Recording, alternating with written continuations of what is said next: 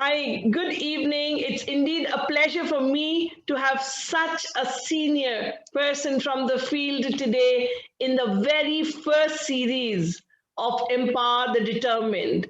Empower the Determined is a lovely series meant for the professionals in the field as well as for the parents who have plenty of questions on their mind. So to start with, today we have Dr. Martin joining us from London. He has been working as a behavior analyst, as a clinician, academician, supervisor, and a researcher.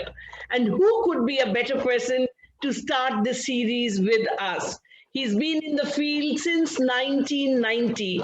He has received his PhD from the University of Reading, UK in 1998 and became a board certified behavior analyst, BCBA, in 2002. He was among the first handful of BCBAs in UK, and he was the one who actually worked for as an ABA lecturer and cooperative that developed the first BCBA approved course sequence in the UK. So we are really delighted to have you with us today. After working within the academia in the field of Kent, Dr. Martin worked independently for many years teaching on a number of BCBAs and BCABAs courses sequence, helping establish others around the world, supervising students, and consulting to numerous organizations and families, both in UK and internationally. Dr. Martin has published researches in various journals, such as Journal of Applied Behaviour Analysis, the Behaviour Analyst, Research in Developmental Disabilities, and the Journal of Autism and Developmental Disorder. And he has special interest in the use of technology, media, and software related to the teaching and research. Dr. Martin was one of the international subject matter experts that last received the BCBA task list, and he was also one of the subject matter experts that generated the BACB autism task list and the BACB professional and ethical compliance code for the behavior analyst. So we are really delighted to have you with us this evening.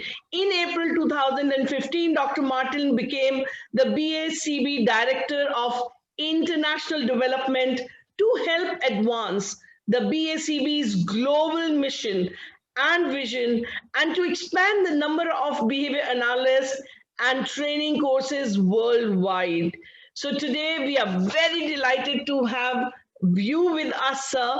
And the very first thing I would like you to tell our viewers that what is applied behavior analysis and what it is not. Okay, thank you for that lovely, albeit lengthy introduction, and good afternoon from me from a rather horrible, cold and wet London afternoon. Okay, what is ABA and what is it not? It's probably easier if I start with saying what it is not, given the huge amount of misunderstanding and misinterpretation of applied behavior analysis. So it is not a therapy, intervention, or teaching method for children with autism. It's not characterized by one-to-one tabletop teaching, intensity of teaching, or early intervention. Now, some people listening may be shocked to hear me say that and perhaps think that's exactly what ABA is, but it's not. It's we've used ABA, or many people use ABA as a common shorthand to describe behavioral intervention for autism, but only because so many people work in that area. And indeed, that is only one of many applications, but probably the most well-known. In terms of what ABA is, it is simply the application of the natural science of behavior analysis to make socially significant changes to human behavior. Some examples include working with the current pandemic and addressing the human behavior problems that are maintaining that, working with issues related to global warming, terrorism, addiction, whether it be gambling or drug addiction. And then, of course, some of the more well-known applications include things like positive behavior support, organizational behavior management, and of course, behavioral intervention for autism. But fundamentally, because ABA is a science, it is, of course, evidence-based, and it's reliant on the research to support the different applications and also on ongoing data collection to ensure that all interventions remain optimally effective. Thank you very much. Actually, recently I was talking to one of the vet trainers, and he said that this is one of the best training programs for the animals. And I was really impressed. He said for all sorts of training to the dogs and the cats, he uses applied behavior analysis. That was quite impressive. Now, I would like to ask you, Dr. Martin, that what constitutes acceptable training to work as a behavior analyst? Okay, well, like other fields, such as psychology, medicine, law, and many others, becoming a behavior analyst, or at least becoming credentialed or qualified as a behavior analyst, requires thorough postgraduate academic training and, of course, some supervised hands-on experience. Even when you have those things, you could only say that you have met minimal standards to work independently as a behavior analyst. I would also like to say that one does not develop the necessary skills and competencies with anything less than what I've described, and certainly not by attending workshops or completing some of the online diplomas that are available, just to provide a couple of examples. Those with some more basic training, such as technicians in terms of implementation of programs and the data collection and so on associated with that, they must work under the supervision and oversight of someone who's appropriately trained. I suppose it's also worth saying that those who say they're behavior analysts and who have had some training, or at least say they've had some training, continue to do immeasurable harm to the field and probably put consumers off wanting to access behavior analytic intervention because such individuals are not appropriately trained in the science, and they may actually cause more problems that they are able to address. Of course, this problem is maintained by the fact that, well, other than in the United States, the field is not formally recognized and regulated elsewhere in the world. So anyone can call themselves a behavior analyst and offer some kind of behavior analytic intervention. Within some countries, there's a growing critical mass of appropriately trained people. For example, in the UK, where I am based and where I'm from. But for many countries, the problem is that there's no professional infrastructure to support the development of the field, and that's a big problem. Very rightly said, Doctor. I totally agree, because I have seen even up here, there are private institutions who would say that we are giving an RBT training, and RBT stands for the Registered Behavior Technician.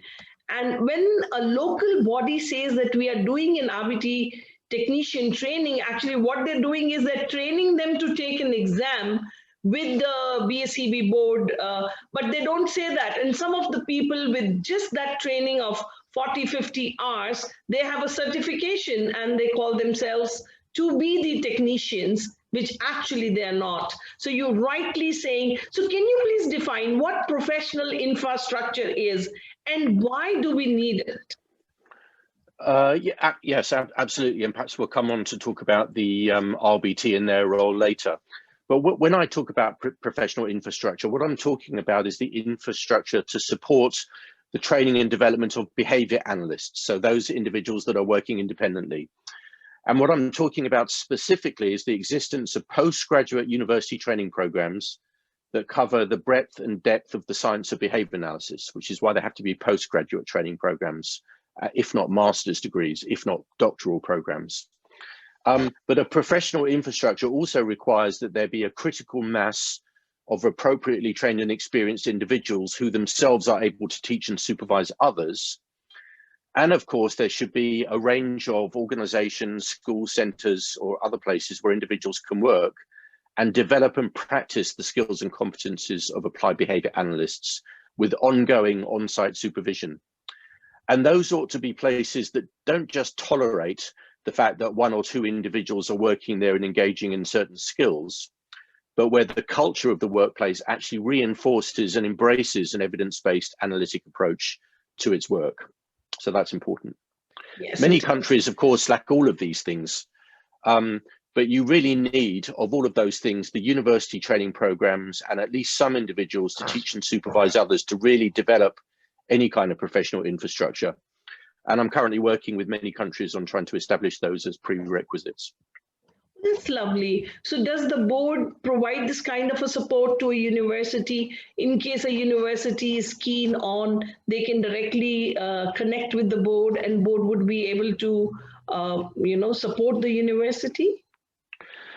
Yes, in many different ways. What the BACB are helping with more specifically in that kind of example is relates to process issues rather than content issues. So we're not going to tell universities what they should and should not be teaching, but in terms of some of the processes that they might wish to go through in order to identify what they should be teaching in that particular country, because for some countries the infrastructure is quite different and the work that the practitioners are involved in is quite different, then that's the kind of support we would be able to help with, along with a variety of other kinds of supports. Thank you very much, Dr. Martin. Can you throw some more light on the careers in the field of applied behavior analysis so that the young psychologist or the graduates in the field understand and value it, that what exactly are the kind of the career they get into once they complete applied behavior analysis? Yeah, the majority of behaviour analysts and the paraprofessionals associated with the community, such as technicians or teaching assistants or whatever countries call them, they work within the fields of autism and developmental disorders. And dependent on where you live, there may be frequent advertisements for roles within those fields. And actually, in many countries, the entire behaviour analytic workforce and community may only be working with children with autism. And actually, if you wish for a career in this area, there are still not enough behaviour analysts and paraprofessionals to address the need. So there ought to be plenty of opportunity just if you wish to work within that field. However, I would like to say that behaviour analysts could and should be working in many different areas that would benefit from the strategies and tactics used by behaviour analysts, some of which I mentioned earlier. Many individuals start their careers by getting some basic training and working as, for example, a technician, and then they decide to pursue their careers in a particular area because they like it so much, and then they go on and complete master's degrees or other postgraduate training in behaviour analysis. However, given the issues I previously described in terms of the professional infrastructure or lack of professional infrastructure in many countries, those individuals that do pursue a career as a behaviour analyst may end up having to work independently rather than as an employee within an organisation that values them as a behaviour analyst, because that just simply doesn't exist. I would say another option available to individuals who wish to pursue a career, and again, depending on where they live, would be to try and teach within a university, either as a full-time faculty, adjunct faculty, or even as a guest lecturer, and help establish behaviour analysis training programs and disseminate information about behaviour analysis through an appropriate university department. That will be a wonderful thing that individuals could do if they wish to pursue a career in this area. Wonderful. Thank you so much for giving such a deep information to all those aspirants of the field. Can you say something about the scope of work of particularly an RBT, the registered behavior technician? Yeah, certainly.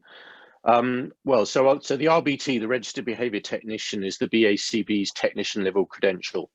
So it's our lowest level credential. And I have avoided talking specifically about BACB credentials because, as I'm sure many of your listeners will realize, from 2023 onwards, we're no longer offering access to certification to those living outside of many countries, including UAE. Now, and that decision was made after lengthy and thorough assessment and analysis of a range of issues involved in offering certification programs worldwide.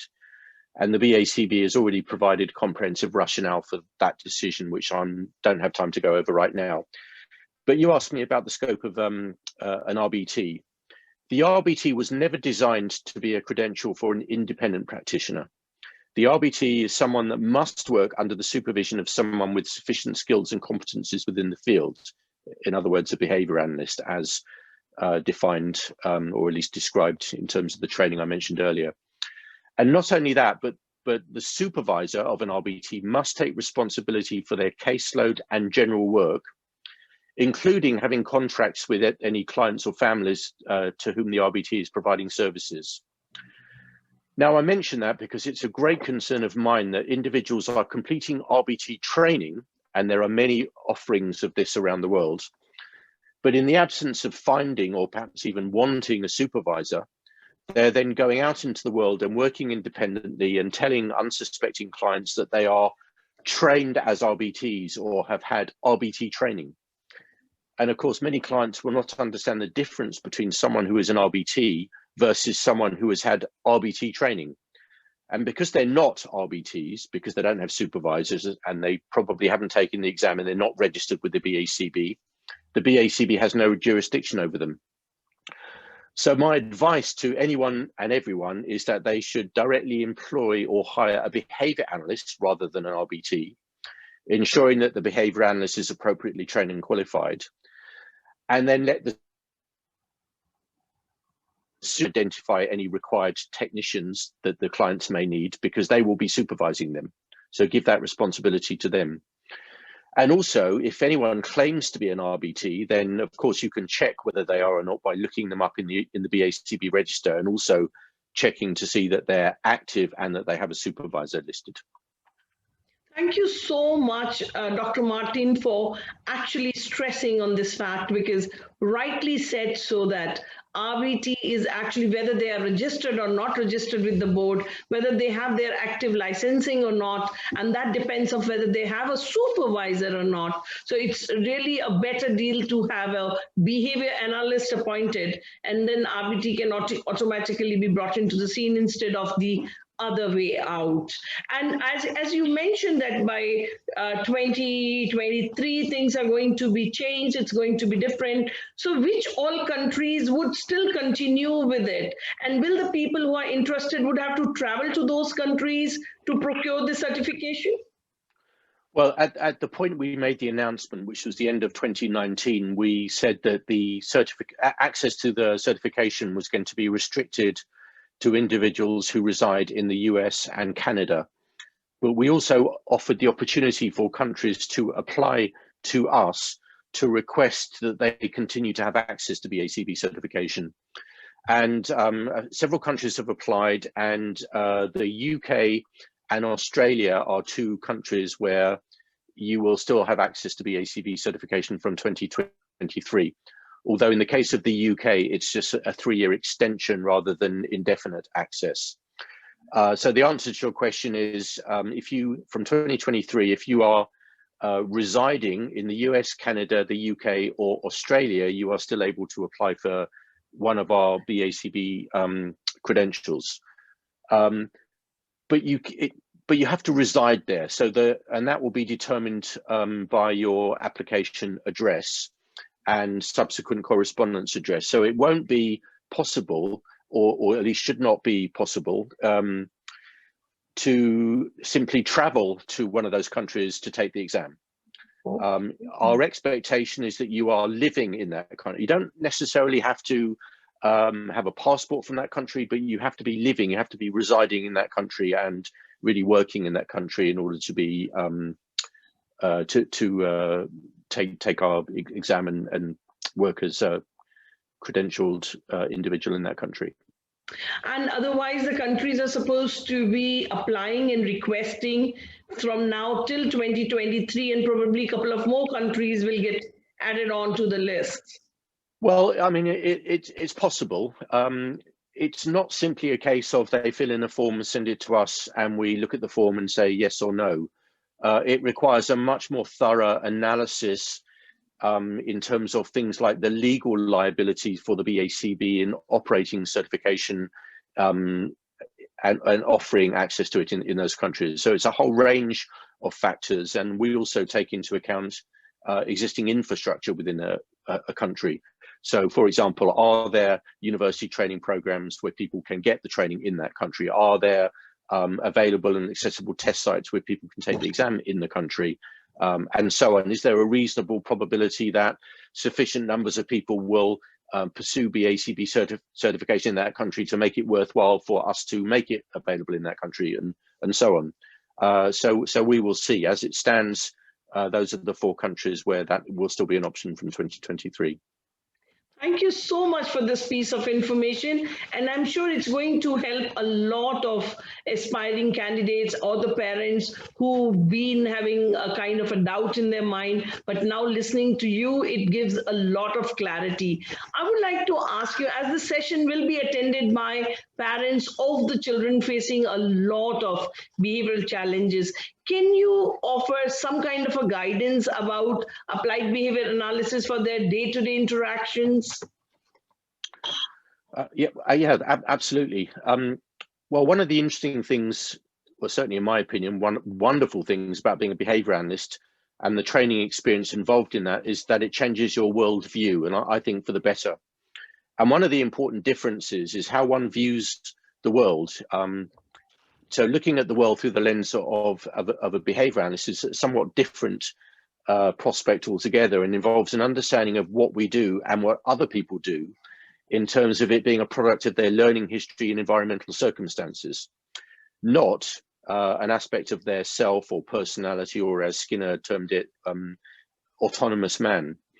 So why I'm saying this is, in terms of my advice to parents of children who may perhaps engage in behaviors that are challenging, is to say to the parents, please remember that your children are engaging in such behavior because of environmental circumstances and the fact that these behaviors are being reinforced, probably inadvertently, almost certainly inadvertently, not because they're being naughty, selfish, willful, and so on.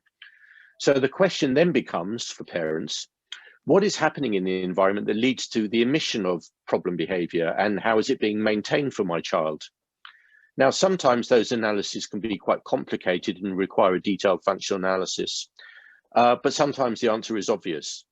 But in either case, once you know what is maintaining the problem behavior, as parents, you can do something about it.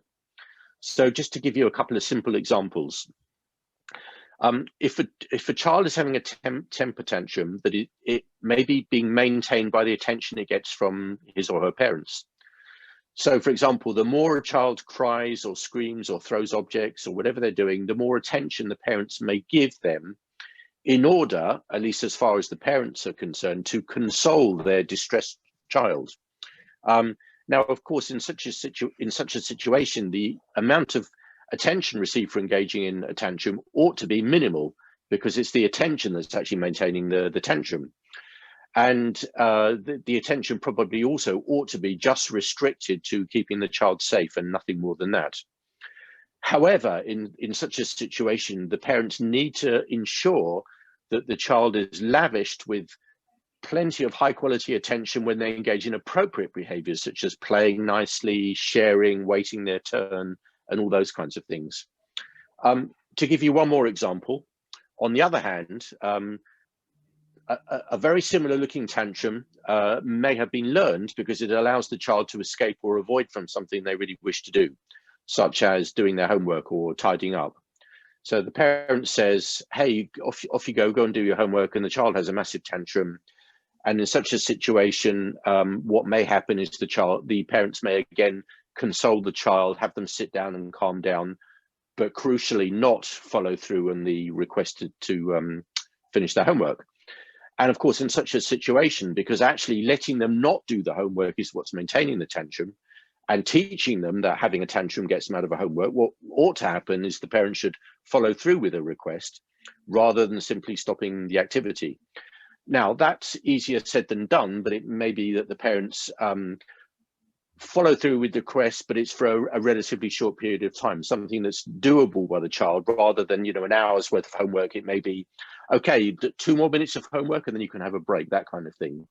But crucially, what the parents need to know before they make such decisions is why the child is engaging in problem behavior. And as I said before, this may require that a behavior analyst conduct a functional analysis. But once the parents know about this stuff, they can see what their child is doing through these terms. It can make a huge difference to how they interact with their child, and whether their interactions, and certainly their interactions in terms of problem behaviors, are appropriate or not. One more important thing to mention in terms of parents and things that they ought to be thinking about is, if your child is engaging in a tantrum to get attention from you, or if they're engaging in a tantrum in order to escape from something, try and make sure that you're teaching them or having or helping someone teach them appropriate and alternative ways of doing those things. So there are easier ways to ask for attention or ask for a break than having a tantrum.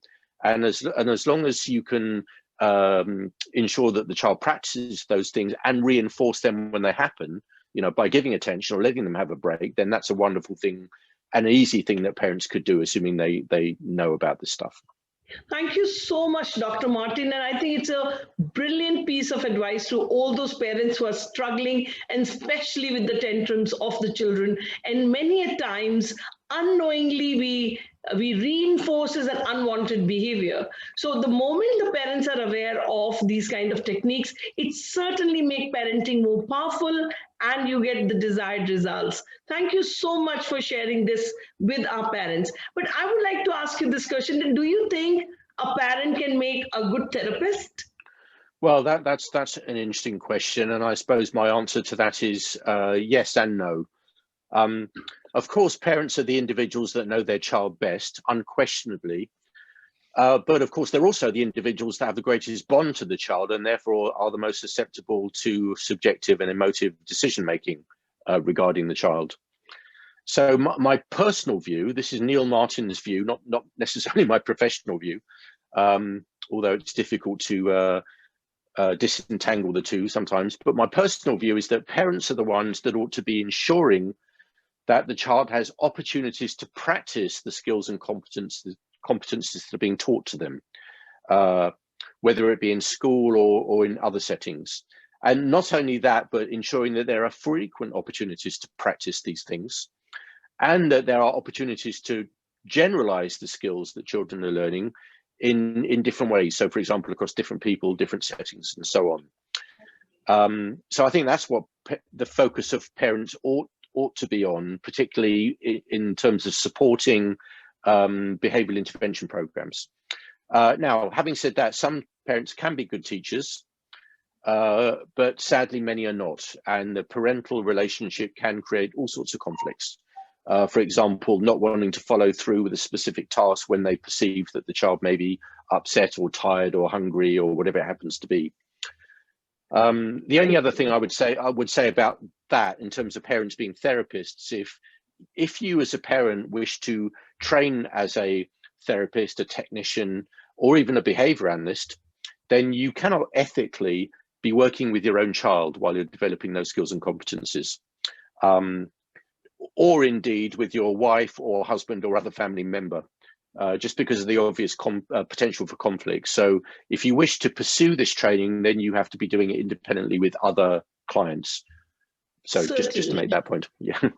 Thank you so much, Dr. Martin. And I totally agree to you, because all through my career, I have seen a lot of things which others can see because of their emotions or whatever the cause. A parent's denial becomes very big. A lot of things they're not able to see which others can see, and probably that could be a hindrance in the process of learning. What would be your message to young graduates who are keen to work in the field of behavior analysis? Well, I have a very simple message to you young graduates. Please work in, please come and work in the field. Behavior analysts are desperately needed in the world, all over the world. And we now live in a world where there are a huge range of human behavior issues that we need to work with and solve, if not fix. And I mentioned some earlier, and including the raging pandemic at the moment. So let me say to you, young graduates, working as a behavior analyst is hugely rewarding for so many reasons. When you see the significant changes to behavior that you can make or help make that make people's lives so much better and so much richer, that is intensely reinforcing. Even things as simple as, for example, teaching a child to sit down and enjoy a dinner with their family where they couldn't before. And here's another example from something I was involved in. teaching an individual to, or maybe desensitizing is a better word, an individual to fly for several hours to a different country so that the family can enjoy a holiday vacation together where they couldn't before. Now, these are things that are immeasurable, not easily captured by data collection, but are hugely reinforcing for those working with those individuals and, of course, for the families themselves. So there are so many different areas that you could become involved. So please go for it, do it. Thank you so much, Dr. Martin. And I'm telling you, it's been an amazing 30 minutes just flew off and I just saw, oh my God, the time is over. The fact remains that, you know, when you've been in the field for so many years, you've been practicing it. So it comes right from the bottom of your heart. And I'm sure that it's going to be a great help for all the, you know, upcoming technicians, analysts who dream and desire to have this as a profession, and rightly said that this is the time when you need to, you know, put the cord at place, because there is immense need. Every field of life, behavior is the very, very important component. And if you as an analyst can work towards or around it, what not, you can make a difference in your personal life, professional life, people around you.